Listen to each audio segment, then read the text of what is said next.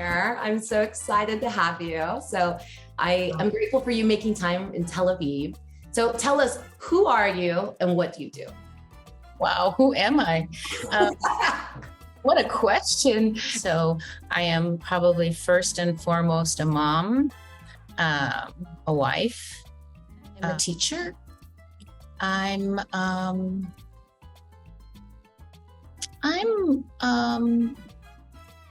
an Asian American woman. What is your title? And then tell me in layman terms, what do you do? Okay, so my title is officially clinical professor of managerial psychology at the Booth School of Business, where I have taught for over 30 years. I know I look young, it's the Asian genes. I taught, so I started, I'm an experimental social psychologist by training, and I'm the first Princeton PhD student in social psychology to take a job in a business school. I did that in 1989. I went to Stanford GSB, and I did so because I really wanted to make psychology useful, to put a theory and concepts into practice. And I really believe that a business school would probably give me a higher probability of success at having people who wanted to practice and who wanted to understand these academic notions and this research and do what I hope is good in the world with this knowledge. So that's what I do every day. I teach mostly MBA students, largely executive MBAs, although I have to tell you that I just started teaching undergrads and even now high school students. And it's such a privilege. My motto is that I want to help my students to be wiser younger. So I'm going younger. So that's what I do. I guess you call it a day job, but I actually do a lot of teaching in the evenings and on weekends because my students tend to go to school, work full time and go to school evenings and weekends. And then I have also a nonprofit organization that my husband and I founded 26 years ago. And it's children's product safety. So I'm very involved in this world, trying to make, I guess it kind of sounds too big, but trying to make the world safer for children, children's product safety. So the next question, what do you like to do? Oh my gosh. Well, I like to talk. I like to make a difference in small ways. I like relationships. I think that life is too short for transactions. And I try to create relationships. I try to turn things into relationships because that is what I like. That's what makes me happy. That's what gives me meaning. Marketing, leadership, technology, very simple, right? One question from each topic, one from marketing, one from leadership, one from technology. And you get to choose past, present, or future. And you chose present, which I think is great. So let's start with the first one. Are you ready? I'm ready. All right. So a little bit like my game show. I wanted to have some music. And the ending will be much like a game show because then there's 3 rapid fire questions. Okay. All right. So marketing present. So you're a sought after thought leader. You have your own leadership company. You've also led life-changing organization initiatives like Kids in Danger, which came from a moment of just, sadness with you losing your child, but you turned that sadness into something productive for a lot of people, that helped people. That led to the Children's Product Safety Act in Illinois. And now with the quarantine behind us and the metaverse ahead of us, what are your thoughts about personal branding in this new digital age? Because through all those things that you've done, it takes a level of personal branding. Yeah. I don't know that I've ever thought about what I do as personal branding. As a psychologist, I think I label it identity. It's just what's my identity. And I don't think you can fake an identity. I think it has to be real. And so I would say the answer to your question depends on what your goal is. And I think actually the answer to many questions depend on what your goal is. So for example, do you, if you're talking about your brand, well, why do you have a brand? What are you trying to accomplish with that brand? Are you trying to, do you want to go broad, or do you want to go deep? Do you want to hit a lot of people lightly, or do you want to make a difference for a few lives very deeply? Everything has to have some element of relationship, some element of both parties getting something that goes beyond the moment, that changes how they think about who they are, or changes who they want to be, or what their goals are, or even just maybe how they see the world. Mhm. Yeah, I think that it just depends on your goal and how you define personal branding. How are you thinking about personal branding? Well, personal branding, again, it's such a subjective term, like you've touched on. I think that in my case, because I'm in digital marketing, right? I think about very tactical personal brand, right? Again, it goes to the goals. What do we want to achieve? What does this company want to go? Okay, so what is our audience segmentation, and how often, the frequency of communication, and then it's about measuring engagement. So let's measure engagement. But I think about it in such an analytical term. Thank you, Google Analytics, right? Because then I can see everything. So I think that it's subjective with what the goals you want to accomplish. But whether it be a branding or personal branding for a company, or personal branding literally for the person, I think you're right. You've got to be clear about your goals, or else there is no personal branding, or it'll be too shifty and you'll lose your audience. And this would have been, I don't think you can fake identity. I mean, like a lot of people will, I know we'll talk about leadership, but a lot of people say, oh, I don't know exactly what it is that I always tell people, figure out what it is about you that gets people to want to follow you. And then, develop that, and be like, well, I don't know. I just need to fake it till I make it. And I'm like, well, don't fake it too long. You can't fake it. You can't fake identity. You can't fake relationships. There has to be something of substance there. Yeah. So I to know this notion, even though we started talking a little bit about this idea of figuring out who you are. And I think life is a journey to figure out who we are, because I think we're changing as we learn, as we age, as we have experiences. And so I think we're always kind of becoming. I know that sounds kind of metaphysical, but I really mean that. I think that there's this great research paper. Several authors. One is Dan Gilbert, and it's about it's called The End of History Illusion.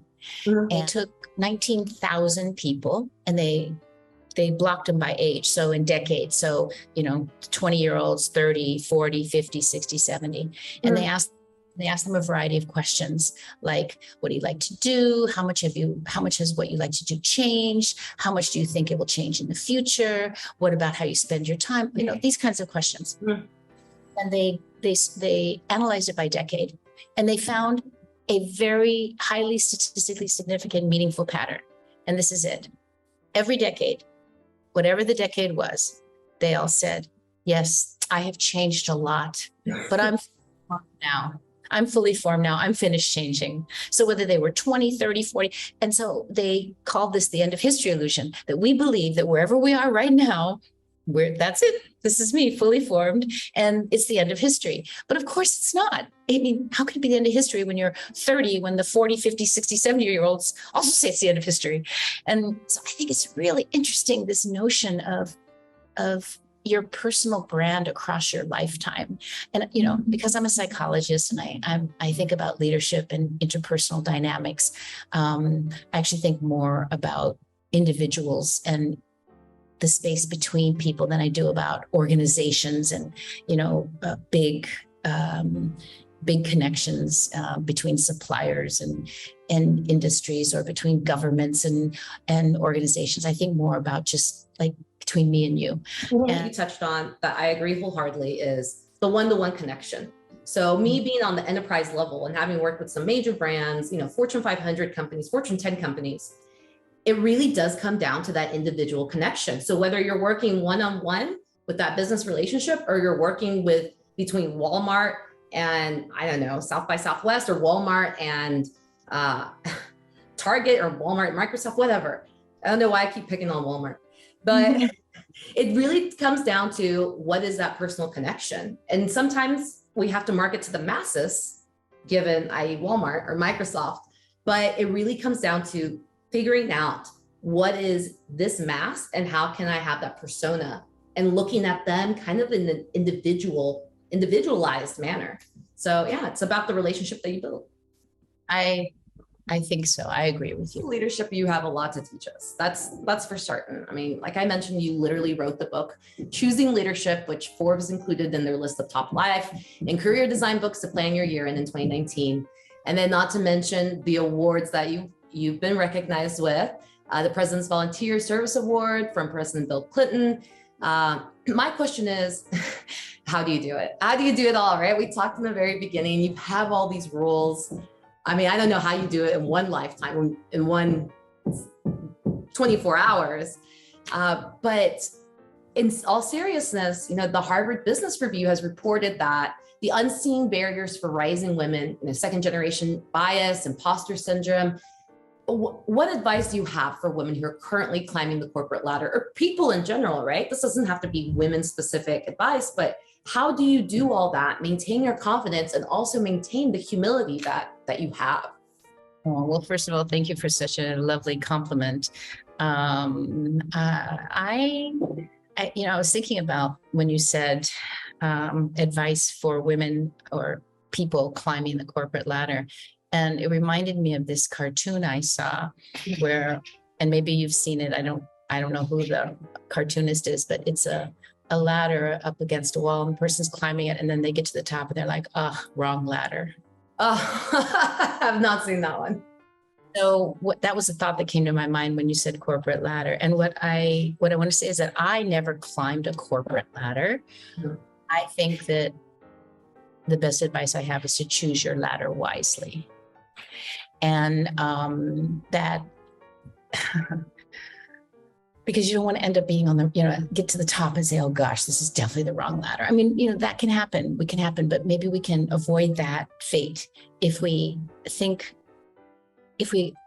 try to figure out, what are we trying to accomplish? Why am I climbing this ladder? What is it that I want? Who do I want to be? I think that when it comes to success, sometimes people don't ask the question, what is success for me? Mm-hmm. They look at material success, or they see other people and they see celebrity or money or material goods or what they think is happiness, and they want that. And then a lot of people, I teach a lot of people who have a lot of that career success, mm-hmm. and at some point, quite a few of them say, why am I doing this? Mm-hmm. And so if we can ask why am I doing this? What do I mean younger? I really want people to be wiser at a younger age. Oh. It's easy to be easy. When people are smart and talented and have motivation and education and, health and all of these things that I hope that most of us are lucky enough to have, it's easy to do what other people want us to do to be successful. Mm-hmm. And we can in front of the other every day, and we can get those prizes, we can get money, we can get everything, status, prestige, and that's fine until it isn't. And then the question is, why am I climbing this ladder? So I think that I early on made a choice to climb a different ladder, and I think that's why, as what you think that I'm doing it all, it's kind of because it's my own ladder. It's my own choice. I'm deciding what do I do in lots of ways. You want to do it all. You have to decide what all is that you want, and create a strong situation around you that supports who you want to be, and climb the right ladder. At least, get off a few of them once in a while and look around and figure out, is this my ladder? Yeah. Absolutely. Yeah. I mean, it goes back to goals too, right? I mean, have clear goals. Doesn't matter. It seems like we're on a trend here. Doesn't matter if it's marketing, leadership, or next topic, technology, but it is, what are your goals? And have that very clear. And what are your personal goals? Not what external factors, society, everything is telling you. That can be hard to shut out sometimes, right? Especially with technology. The problem is you don't know I think that, well, at least when I was younger, I didn't know whether I was pursuing my goals or someone else's goals because it all feels right. It's only when it doesn't feel right that you start saying, wait a minute, why am I doing this? Why? What does it mean? And so that happened to me when I was in graduate school. I was like, anybody would kill to do what I'm doing. Why? What's wrong with me? Why is this not, what's wrong? Is this really what I want to do? Why am I doing this? And I think, like Bennis calls it crucibles, these moments that kind of either you choose them or they happen to you, where you get shaken to your core, and then you have to figure out what it means, and then hopefully you come out stronger on the other side. So I think maybe crucibles can help us to ask the question, and we can create our own. Like my son, I'm here in Israel because my youngest son just spent a year of service helping refugees. The children of refugees, mostly Sudanese and Nigerian refugees. And this was a crucible for him. This shook him to his core. He experienced things he'd never thought about in a language and in a country that, he's familiar with, but it isn't his own. And it made him ask a lot of why questions young. Yeah. So create your crucible moments, and with that, get out of your comfort zone. Go moments out of your comfort zone. Yeah, and I think that they say what doesn't kill you makes you stronger, and so it has to be pretty powerful to change how you think and who you are. And there are a lot of times, like my crucible was in graduate school. I wanted to quit. I did quit 3 times, but then I always ended up going back. And he wanted to come home, and but I really think that having these experiences when you're younger that kind of shake you to your core and say, why am I doing this? What is important to me? Yeah. And, if you can't have them when you're younger, then it's never too late. As long as you're alive, you still have an opportunity to live. I mean, it's not over. It's not over yet. It's about goals, right? That seems to be the theme here. Let's talk about technology in the present. So the World Economic Forum has said that half of the jobs we need in 2030 don't even exist yet. And a lot of those jobs we know are in technology, right? So you coming from this leadership background, having studied leadership, having taught leadership, how do you think we can better leverage technology to help fill this labor need with diverse leaders, particularly those with neurodiversity and from economically diverse backgrounds? Well, it's very interesting that you mentioned the World Economic Forum, because in my leadership class, I talk about a survey, and they say that 50% of all employees will need reskilling by 2025. So it's the same notion, right? We may have jobs, even if we don't have new jobs, we need reskilling. We need to figure out how can we what is productivity given the changes, given the world today. And so I thought it was very interesting that a lot of those skills that I have in the article that I give to my students, they said that what came about in this survey that they did, I guess it was last year, is self-management skills. More self-management skills came as what we need by 2025. Wow. Active learning, resilience, stress tolerance, and flexibility. Technology, it's so interesting. We're on Zoom right now. And I really went into teaching on Zoom, kicking and screaming. And there are things I miss about Zoom. I really do. It has features that you can sort of replicate in the classroom, like, chat. I had, a lot of students. The biggest class I've ever taught on Zoom is 2,500 people. Can you imagine that? No, I cannot. Yeah, it's crazy. And here's what happened.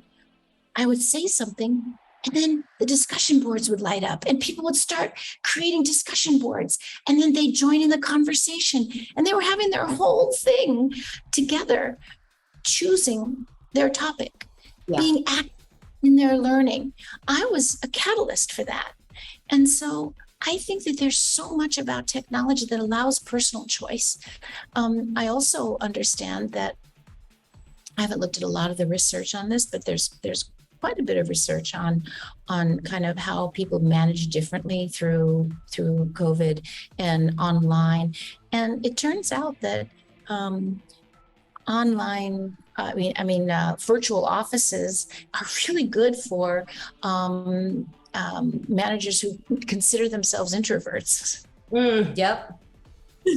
That it turns out that, they have these one-on-one conversations.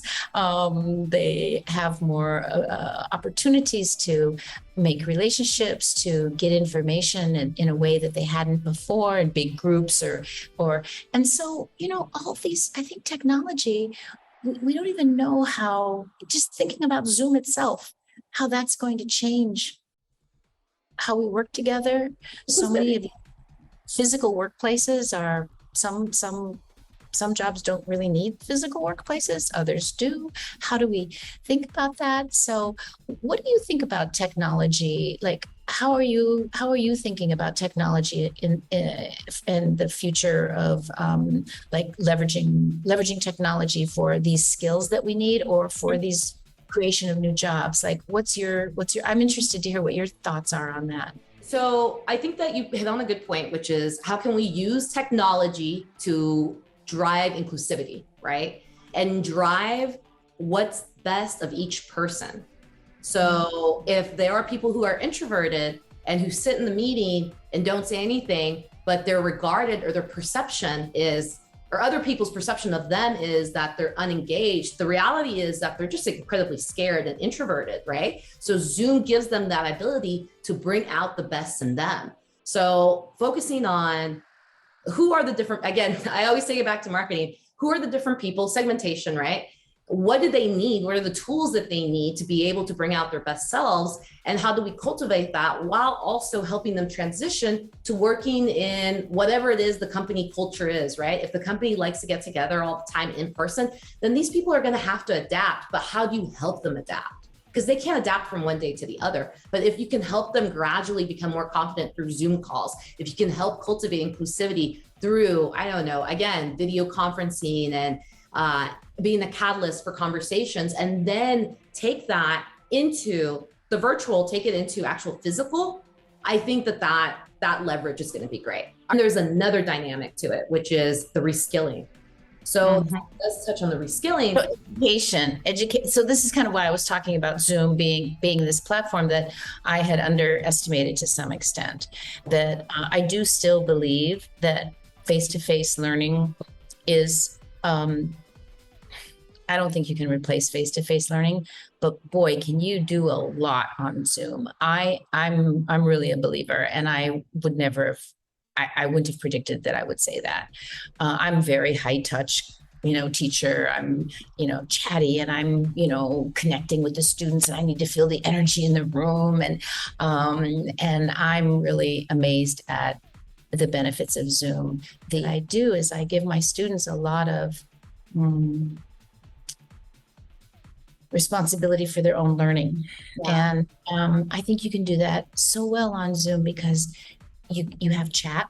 So you can put out a question and then say, okay, I want every one of you right now into the one word you're thinking about, or your definition.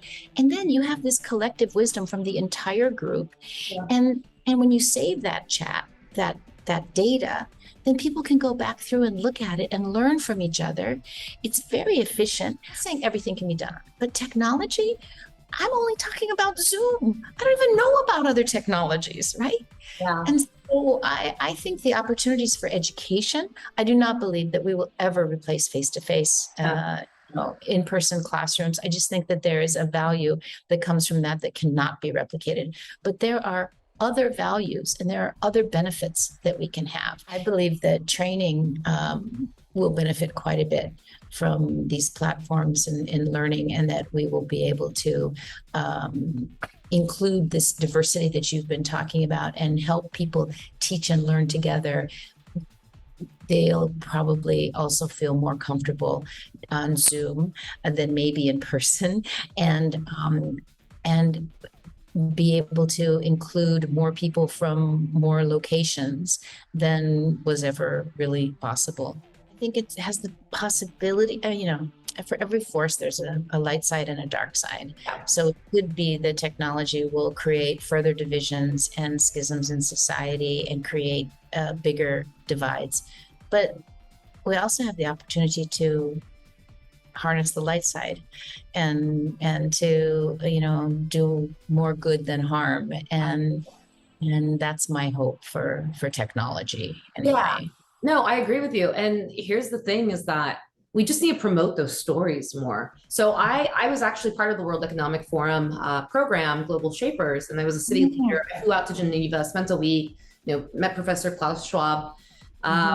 And I would have never gotten that chance, never, if I hadn't seen the post on Facebook. I just went to Dallas, and they were starting up the Dallas hub of the World Economic Forum's Global Shapers. And I didn't even know what the World Economic Forum was. And I thought, this is interesting. I like the world.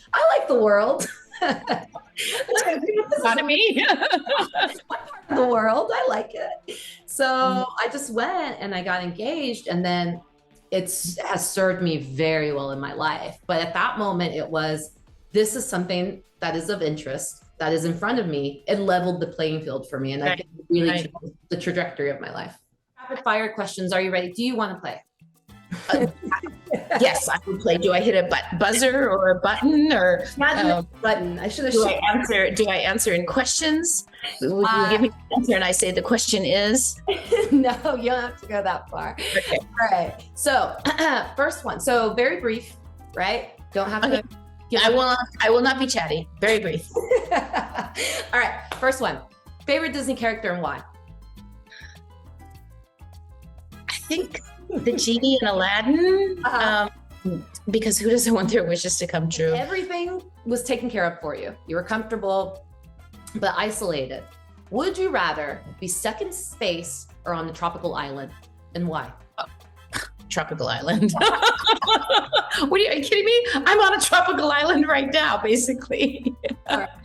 Because sunshine and water and nature and weather and change, and I can't imagine. I think I would feel completely disconnected in space. Yeah. And I feel I'm grounded with the beach and the water, and it just makes me feel happy, and I love sunshine. Yeah, absolutely. I mean, we need it. So it's been proven.